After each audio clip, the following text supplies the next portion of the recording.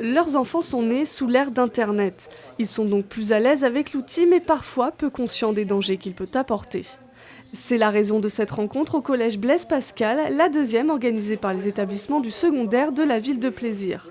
C'est un petit peu pour informer les parents de ce que nous on constate et qui quelquefois a des répercussions dans les établissements scolaires et donc leur montrer quel est le danger et comment les enfants ne se rendent pas compte de ce danger-là.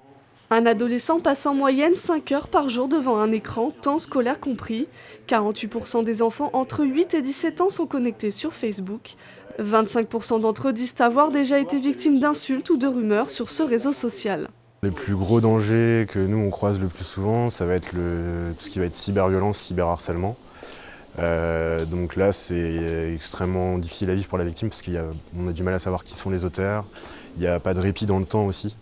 Se renseigner, paramétrer les réseaux ou encore être dans le dialogue, l'association e-enfance responsabilise aussi les parents sur leur bon sens, une habitude déjà prise.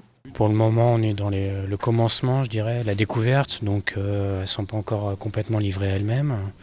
Mais oui, à 13 ans, elles s'y intéressent, donc forcément, il faut veiller à ça, quoi. La nuit déjà, il n'y a pas d'internet, c'est coupé. À partir de 22h le soir, il n'y a plus d'internet. Il n'y a plus de téléphone non plus. Donc là-dessus, on est tranquille. Les portables restent dans la salle. Pour toute question, des réponses se trouvent sur le site Net Écoute. Un numéro vert est aussi disponible.